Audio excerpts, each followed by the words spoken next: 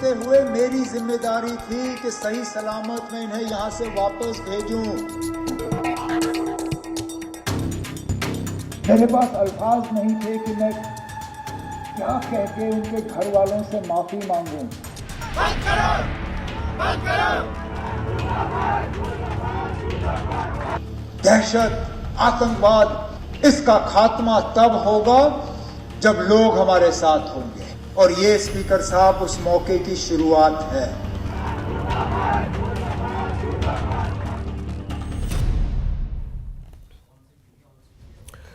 स्वागत है आपका न्यूज़ 18 जम्मू कश्मीर लद्दाख हिमाचल में। मैं हूं विशाल और आप देख रहे हैं JKLH प्राइम टाइम। एक लंबे अरसे के बाद, जी हां बिल्कुल, एक लंबे अरसे के बाद आपने ये देखा होगा कि जम्मू कश्मीर की असेंबली में एक आवाज होकर तमाम सियासी जमातों, तमाम राजनीतिक दलों के नेताओं ने एक आवाज होकर ये आवाज दी है कि हम एक हैं। जी हां, बहुत कम ऐसे मौके होते हैं जब हम एक हैं की आवाज आए, चाहे वो ट्रेजरी बेंच हो, चाहे वो विपक्ष का बेंच हो। और ये किस मुद्दे पर है? ये मुद्दा है आतंकवाद, जो किसी भी देश को चैन से जीने नहीं देता। और आतंकवाद का जो सिलसिला पड़ोसी मुल्क से शुरू है, उसका लगातार हिंदुस्तान कहीं ना कहीं उसका जो है वो नुकसान उठाता रहा है, लेकिन हिंदुस्तान ने अक्सर और बारहा मौके पर मुंह तोड़ जवाब भी दिया है। एक बार फिर ऐसी ही घड़ी है, एक बार फिर हालात ऐसे ही हैं कि जब एकजुटता और हम एक हैं की बुलंद आवाज हर जगह से उठ रही है। और यही आवाज जम्मू कश्मीर से भी उठी है कि आतंकवाद के खिलाफ, दहशतगर्दी के खिलाफ, टेररिज्म के खिलाफ हम एक हैं।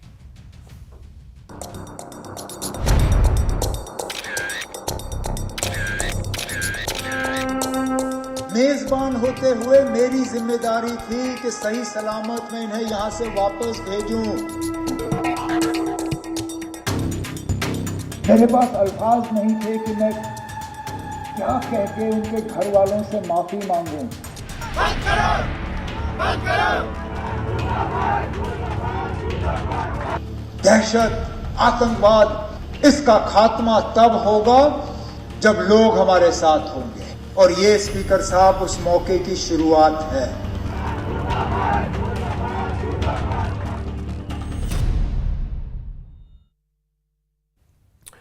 तो आपने सुना कि चीफ मिनिस्टर उमर अब्दुल्ला ये कह रहे हैं कि मेरे पास अल्फाज नहीं है।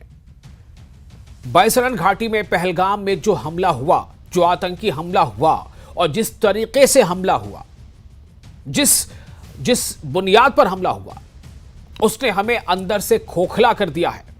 ये कोई और नहीं, ये चीफ मिनिस्टर उमर अब्दुल्ला कह रहे हैं। वो कह रहे हैं कि लेकिन हर किसी बुरे से बुरे वक्त में या हालात में हमें उम्मीद की कोई ना कोई एक किरण ढूंढनी पड़ती है। और उनका कहना है कि ऐसा लगता है कि उम्मीद की किरण कुछ है, और वो ये है कि जम्मू से लेकर कश्मीर का कोना कोना इस आतंकी हमले के खिलाफ, इस दहशतगर्दाना कार्रवाई के खिलाफ एकजुट है। हर कोई खुद ब खुद घरों से बाहर निकल आया और इस आतंकवाद के खिलाफ उसने आवाज बुलंद की। किसी ने कैंडल मार्च निकाला, किसी ने प्लाकार्ड दिखाए, किसी ने आंसू गिराए, तो किसी ने जोरदार आवाज बुलंद की कि पाकिस्तान तुम खबरदार हो जाओ, तुम हमें तोड़ नहीं सकते। तो आज एक खास दिन था जम्मू कश्मीर असेंबली के लिए, जो कि 28 तारीख को आज एक स्पेशल सेशन बुलाया गया था। और उसका मकसद यह था कि आतंकवाद के खिलाफ एकजुटता का इजहार करना। और ऐसा ही हुआ बिल्कुल। असेंबली में चाहे वो किसी भी पार्टी का लीडर रहा हो, चाहे वो नेशनल कॉन्फ्रेंस का हो, चाहे वो बीजेपी का हो, चाहे वो पीडीपी का हो, चाहे वो सीपीआईएम का हो, चाहे वो आवामी इत्तेहाद पार्टी का हो, चाहे वो जेकेपीसी का हो, सब ने एक सुर होकर यह कहा है कि आतंकवाद के खिलाफ हम एक हैं। और उमर अब्दुल्ला ने कहा है कि 26 सालों में पहली बार ऐसा देखा गया है कि ये एकजुटता, लोग खुद ब खुद घरों से बाहर निकले। उनका यही इशारा था कि कहीं ना कहीं उम्मीद की किरण हमारे हाथ है और हम हर हाल में एकजुट हैं। इसी खास मौजू पर चर्चा करने के लिए हमारे साथ कुछ खास मेहमान जुड़ रहे हैं। हम उनका बारी बारी से तारुफ कराएंगे। हमारे साथ एडवोकेट मुजफ्फर इकबाल खान साहब जुड़ चुके हैं, जो इंडिपेंडेंट एमएलए हैं, और हमारे साथ उस्मान मजीद जो फॉर्मर मिनिस्टर हैं जम्मू कश्मीर के, वो भी जुड़ने वाले हैं। जावेद हसन बेग जुड़ चुके हैं, नेशनल कॉन्फ्रेंस के एमएलए बारामूला से हैं, आपका इस्तकबाल है। सुरेंद्र अबरदार सीनियर लीडर है बीजेपी के, आप भी हमारे साथ इस चर्चा में शामिल हो चुके हैं, आप सभी का बहुत बहुत इस्तकबाल है। मैं सबसे पहले अब बीजेपी से बात शुरू करना चाहता हूं। सुरेंद्र अबरदार जी, मैं आपके पास आना चाहता हूं। मैं ये जानना चाहता हूं कि जितना गहरा एक आघात पहुंचाया है पड़ोसी मुल्क ने इस हमले को अंजाम देकर के, जितनी गहरी चोट पहुंचाई है, क्या इस चोट का मुकाबला इस एकजुटता से नहीं किया जा सकता जो आज असेंबली में हमें देखने को मिला?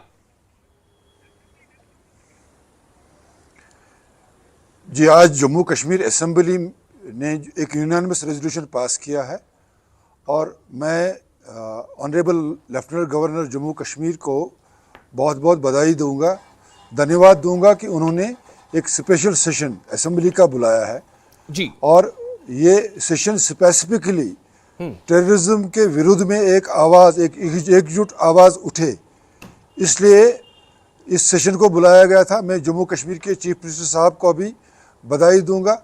मैं भारतीय जनता पार्टी के सभी 28 एमएलए साहिबान का शुक्रिया भी अदा करूंगा, तो बधाई भी दूंगा, और जम्मू कश्मीर में सभी 90 assembly members, honourable assembly member, उसका शुक्रिया भी अदा करूंगा। ये बहुत ज़रूरी था कि जम्मू कश्मीर से एक आवाज़, एक यूनानिमस आवाज़ आए, क्योंकि आज सारे दुनिया ने वायलेंस को लेकर, टेररिज्म को लेकर प्रधानमंत्री मोदी और भारत का समर्थन दिया है। और मैं ये भी कहूँगा कि शायद ये यूनानिमस रेजोल्यूशन या जो रिएक्शन जम्मू कश्मीर से देखने को मिला, ये नहीं होता अगर प्रधानमंत्री मोदी भारत के प्रधानमंत्री नहीं होते। ये ज़रूरी है ये समझना कि आज इस यूनानिमस रेजोल्यूशन को एक इंटरनेशनल मैसेज है, जबकि सारे दुनिया ने भारत के प्रधानमंत्री और भारत का समर्थन दिया है। यहाँ तक कि चाइना ने भी टेररिज्म को डिनाउंस किया है। और दूसरी बात यह है, दूसरी बात यह है कि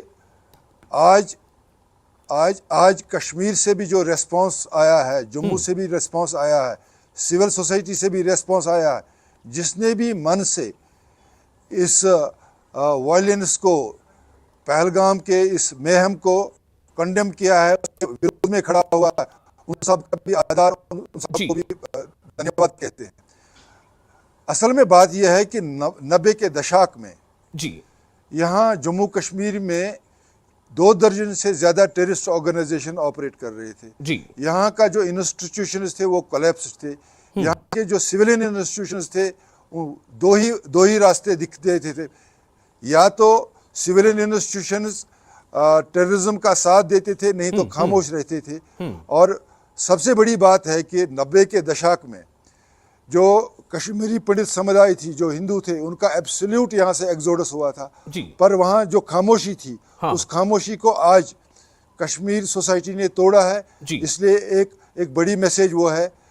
तो उस समय आप देख लीजिए कि जो कश्मीर, हज़ारों की संख्या में कश्मीरी हिंदुओं को मारा गया और हज़ारों की संख्या में कश्मीरी मुस्लिम्स को भी मारा गया, पर आवाज़ नहीं आई थी। एक प्रकार से होस्टेज रखे थे कश्मीर सोसाइटी। आज होस्टेज से बाहर आकर जम्मू कश्मीर के असेंबली ने सारी दुनिया को ये मैसेज दे दिया कि हम वायलेंस के विरुद्ध में हैं, नो टू वायलेंस। और एक स्टेज वो था जब कश्मीर सोसाइटी टेसिटली वायलेंस को लेजिटिमाइज कर रही थी। इसलिए आज जो सिनेरियो है, आज जो संदर्भ है, मैं समझता हूँ कि प्रधानमंत्री मोदी जी को बहुत बहुत बधाई है कि जो एक सिचुएशन आज सारे भारत के सामने आई है।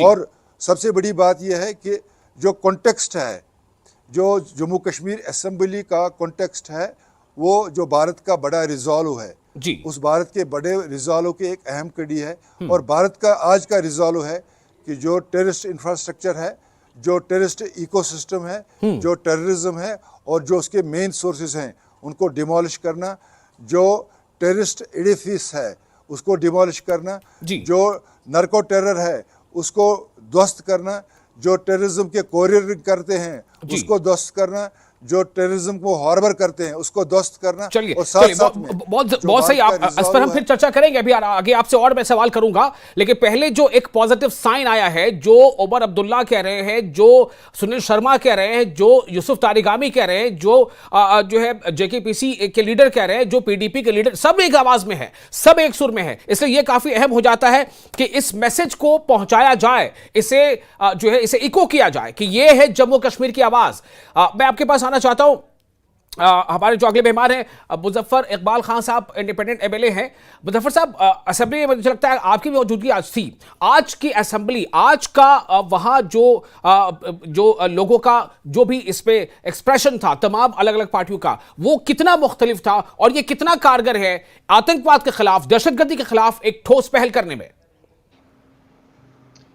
देखिए, दहशतगर्दी के खिलाफ तो पहले भी बहुत सारे ठोस इक़दाम उठाए गए।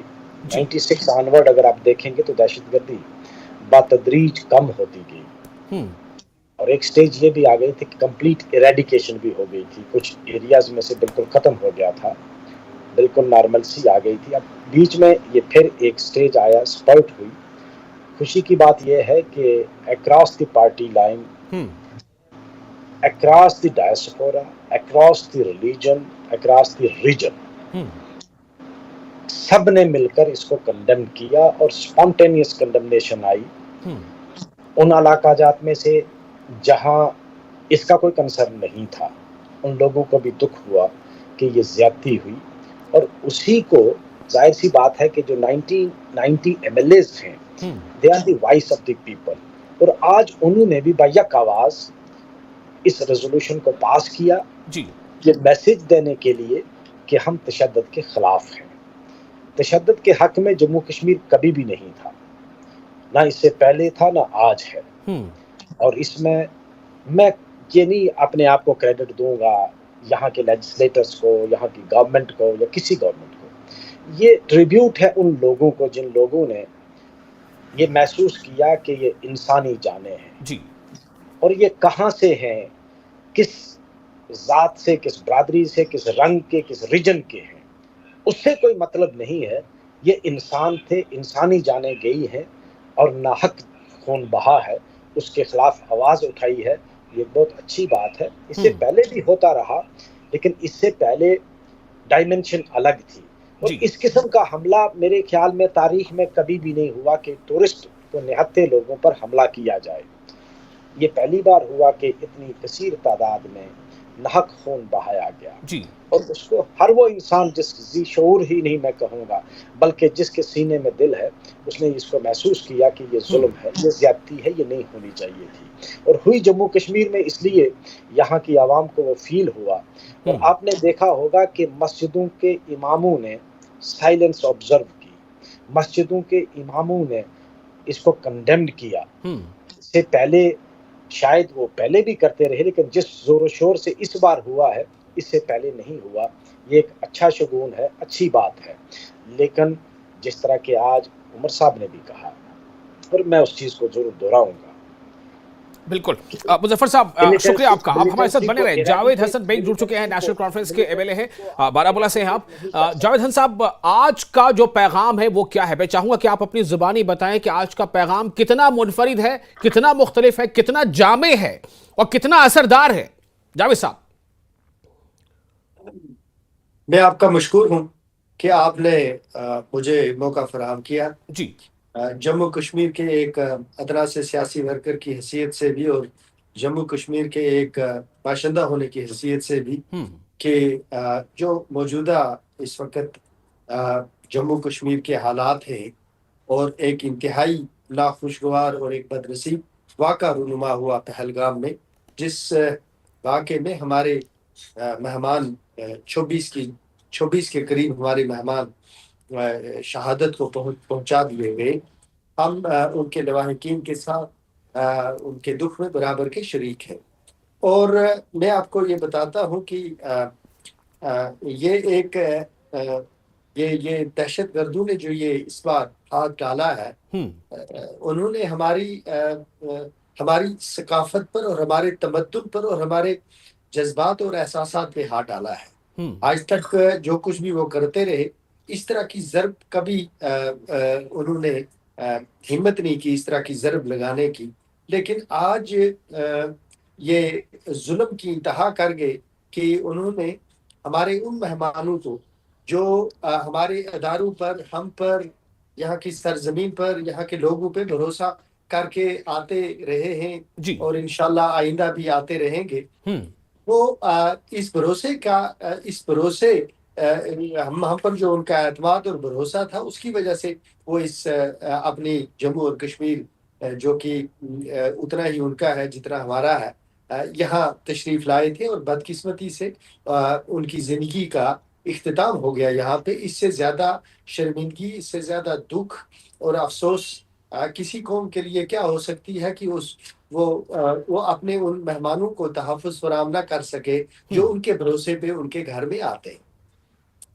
ये एक ऐसा वाक़ा है जिसने अक्रॉस पार्टी लाइन्स, हिंदू, मुसलमान, पंडित, सिख, ईसाई, जितनी कौमें हैं यहाँ, जितने नजरियात हैं यहाँ, जितनी नस्लें हैं यहाँ, जितने भी सियासी जमातें हैं यहाँ, जितनी मजहबी जमातें हैं, सिविल सोसाइटी के लोग हैं, लॉयर्स हैं, एजुकेशनिस्ट हैं, रिफॉर्मर्स हैं, मजदूर हैं, रेडी वाला है, सबको इस दुख का एहसास है और सब ने इस दुख को अपने घर का दुख समझा है। जब मैंने उस बेटी को देखा जिसका हस्बैंड उसके साथ लेटा हुआ था, वो गुजर चुका था, वो शहीद हो चुका था, उसकी बेबसी मैं महसूस नहीं करूंगा तो कौन महसूस करेगा?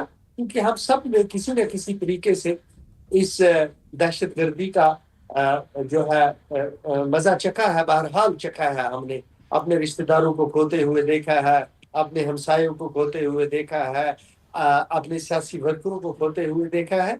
तो वो सारी यादें सिमट कर हमारे जज्बात को, हमारे एहसासात को, हमारी इंसानियत को जगा गई और जम्मू और कश्मीर इकट्ठा हो गया। और जम्मू और कश्मीर ने ये फैसला जब कर लिया है और मुझे उम्मीद है कि वो इस फैसले पे हमेशा कायम रहेंगे कि हम दहशतगर्दी को और इस तरह के इंसानियत सोज वाक़ात को कत्ती तौर अब कबूल करने को तैयार नहीं है। ये बात नहीं है कि जब 1990 में दहशतगर्दी जम्मू कश्मीर में दाखिल हुई तो उस वक्त सभी लोग इसके हामी थे। बहरहाल मैं उस वक्त की तारीख में इसलिए नहीं जाना चाहता कि उसके लिए एक मौजून वक्त हो तो उस पर बात की जा सकती है, लेकिन इस बार जो लोग खौफ और दहशत के माहौल के खिलाफ खड़े हो गए हैं, ये मुझे लगता है कि इसमें कुदरत की भी शायद ये मंशा है कि अब जम्मू और कश्मीर के लोग यकजा हो जाएं, जम्मू कश्मीर और लद्दाख के लोग यकजा हो जाएं। और जब लोग यकजा हो जाते हैं तो फिर इस तरह के लोगों को पनाह मिलना मुश्किल हो जाती है। बिल्कुल, ऐसे लोगों को जो बुरी नजर रखते हैं उनको पनाह मिलना मुश्किल हो जाती है। उस्मान मजीद साहब हमारे साथ मौजूद हैं, फॉर्मर मिनिस्टर हैं जम्मू कश्मीर के। उस्मान मजीद साहब, अगर आप मेरी आवाज सुन पा रहे हो जी, मुझे ये सेंटेंस कंप्लीट करने जावेद साहब बोलिए बोलिए बोलिए। जो आज आपने असेंबली का प्लेटफॉर्म देखा जिसमें 90 MLA हम वहां उसके अंदर मौजूद थे, उसके अंदर का माहौल और उसके बाहर का माहौल यकसा था। हम सारे के सारे लोग अपने दिल की होते हैं, अपने दिल पे हाथ रख के ये कहते हैं कि ये जो नुकसान है ये साझा नुकसान है और इस नुकसान की भरपाई करने के लिए हमें जो भी कुर्बानियां देनी पड़ेंगी वो देंगे, लेकिन इस नुकसान की भरपाई उनके घर वालों को तो नहीं मैसर हो सकती, लेकिन इस मुल्क को एक महफूज मुल्क बनाने के लिए हम वो कुर्बानियां देने को तैयार। चलिए, मैं आपके पास फिर आऊंगा। ऐसा नहीं कि अभी ये बात खत्म हो गई यहां पर, लेकिन जो कि जितने मेहमान जुड़े उनसे भी बात कर लूं। आप हमारे साथ बने रहे जावेद साहब। उस्मान मजीद साहब हमारे साथ मौजूद हैं, फॉर्मर मिनिस्टर हैं जम्मू कश्मीर के। उस्मान साहब, मैं ये जानना चाहता हूं कि कितना ये मुख्तलिफ है आज जो असेंबली में हुआ, उसमें क्या खास पैगाम है? खुद सीएम उमर अब्दुल्ला कह रहे हैं कि 26 सालों में पहली बार मैंने देखा कि किसी हमले के बाद खुद ब खुद लोग घरों से बाहर निकल आए, सड़कों पर आ गए और जिस अंदाज में वो इस हमले की मजम्मत कर सकते थे उन्होंने किया। देखिए वासिल साहब आपका नाम है ना? जी, विशाल आजम जी, बोल रहे हैं मेरी बात?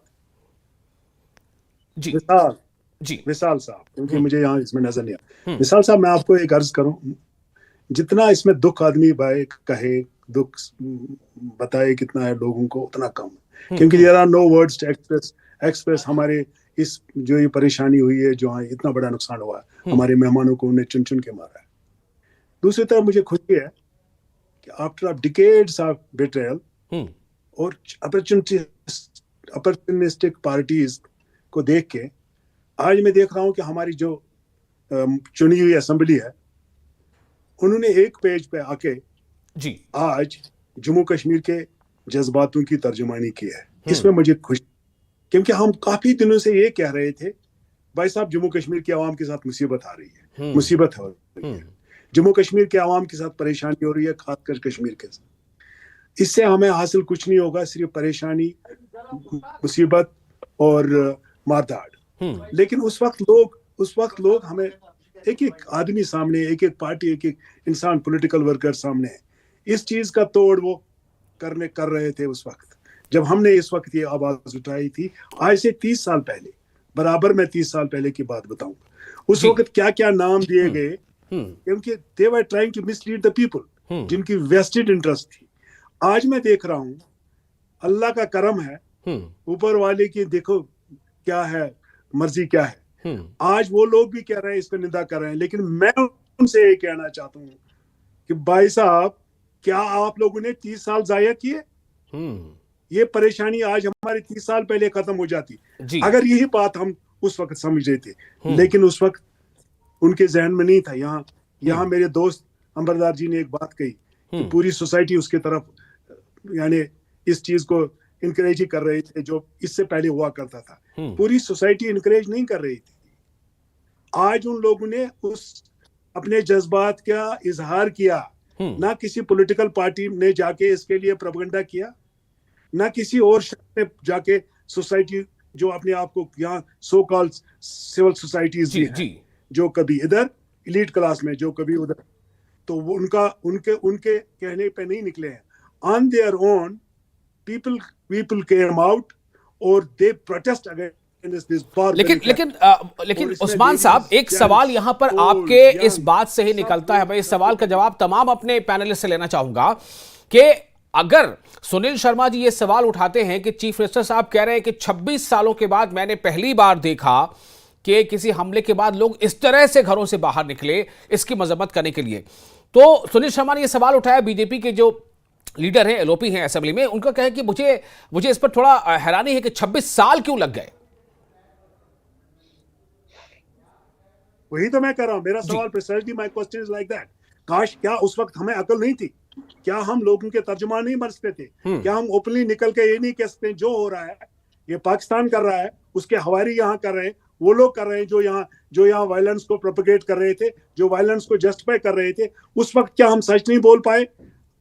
आज हम इमोशनली खत्म हैं, आज हम इकोनॉमिकली खत्म हैं, आज हम सोशली आउट क्लास हो गए हैं। इतने डिवास्टेशन के बाद जो आज 30 साल में जो परेशानी हमने देखी है, इंस्टेबिलिटी देखी है, हमारा सवाल इनसे डायरेक्ट ये है, भाई साहब आप कहाँ थे? क्या आप कहाँ थे? सवाल यही, आप कहाँ थे? मैं इसी सवाल को लेकर दूसरे मेहमान को बताना चाहता हूँ। मुजफ्फर इकबाल साहब, सवाल आपसे भी अगर कोई रखता है सामने कि आप कहाँ थे, अगर सीएम कहते हैं कि 26 सालों बाद ऐसा हुआ, तो 26 साल क्यों लग गए? मुजफ्फर साहब देखें, इंप्रूवमेंट हुई है। मैं आपको बोल रहा हूँ। हाँ बिल्कुल, यही सवाल मैं मुजफ्फर साहब को जरा बोलने दें। जी शायद हमारे साथ ये जुल्म नहीं होता। मुजफ्फर साहब, आज हम ये मुसीबत हम नहीं, आज हम ये मुसीबत नहीं, बुनियादी तौर पर वायलेंस के यहाँ के लोग खिलाफ थे, मासवाए वो मुट्ठी भर लोग। लेकिन एक चीज जो मैं तस्लीम करता हूँ, जो हालात 96 में थे, वो 2002 में नहीं थे, और जो 2002 में थे वो 2008 में जब इलेक्शन हुआ तब नहीं थे, उससे बेहतर थे। 2014 में और बेहतर हुए, 2014 से 2019 तक इसे और बेहतर हुए कुछ अरसा के लिए। और ऐसा नहीं है कि लोग पहले बाहर नहीं निकले, ऐसा भी नहीं है। मिलिटेंसी को एरेडिकेट अगर किया जम्मू कश्मीर में, तो यहाँ की आवाम ने किया। ये कहना कि आवाम इससे पहले खामोश रही, नहीं।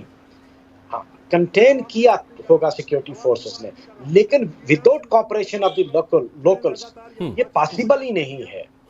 आज भी आप उसको कंटेन कर सकते हैं। तो क्या इसे इस तरह से देखा जाए, तो क्या इसे जावेद साहब, क्या इसे इस तरह से देखा जाए कि अवाम अगर इतनी बड़ी तादाद में पहले नहीं आती थी किसी हमले के बाद और अब आ रही है, तो क्या अवाम शायद ये महसूस कर रही है कि now we are free to express ourselves? Wasal साहब, मुझे सेंटेंस तो कंप्लीट देखें, कहते हैं कि हमें ये जो आपका आज का प्रोग्राम है ये नेक नीति पर मबनी है जी, और हम एक सदमे से 2-4 हैं और एक सदमे से गुजरे हैं जी।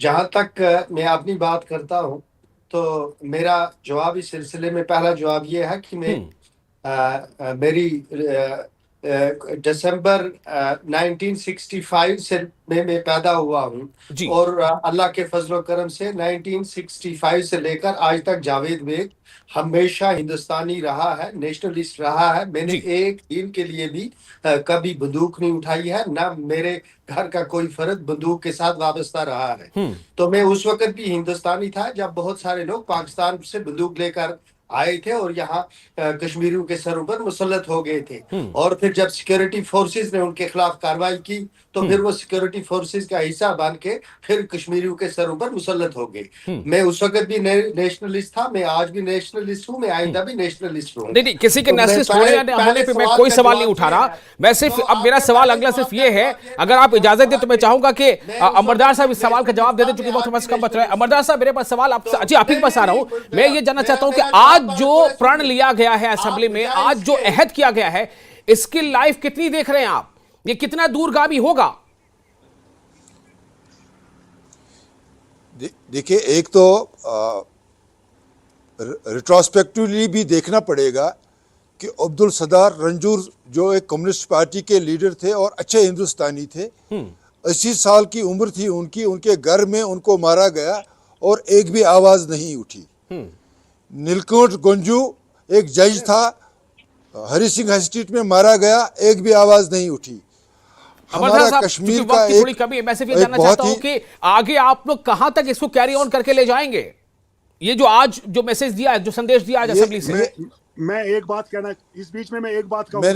मैंने ये इल्तिजा की, अगर जिन ने मन से बेसिकली आज कंडमनेशन का सवाल नहीं है, उससे आगे बढ़ना पड़ेगा। जो आज भारत का रिजॉल्व है, उस रिजॉल्व को स्ट्रेंथन करने के लिए कंटिन्यूटी भरनी पड़ेगी, और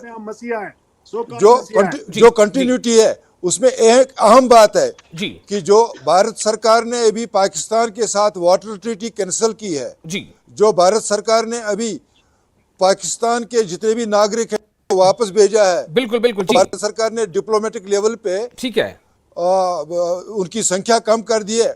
उस रिजॉल्व को स्ट्रेंथन करना ये एक जरूरी, ये एक अहम कड़ी है आज के रेजोल्यूशन की, और ये इस कड़ी को आगे बढ़ाना है, तब जाके ये माना जाएगा कि आज के रेजोल्यूशन की कोई इंपॉर्टेंस। बिल्कुल, इसी बात को उमर अब्दुल्ला ने समराइज करते हुए कहा था कि हमें उम्मीद की किरण जो भी दिख सकती है वो यही है कि लोग एकजुट हो रहे हैं और हम आतंकवाद और टेररिज्म या दहशतगर्दी के खिलाफ कामयाब तभी हो पाएंगे जब लोग हमारे साथ आएंगे। ये जो जुमला था, मुझे लगता है सब कुछ समराइज कर रहा है। बहुत बहुत शुक्रिया आप तमाम मेहमानों का इस खास मौजू पर अपना वक्त देने के लिए। और न्यूज 18 पर आप ये देख रहे थे न्यूज 18 JKLH प्राइम टाइम। अब फिलहाल हमें दे इजाजत और आप बने रहे न्यूज 18 JKLH के साथ।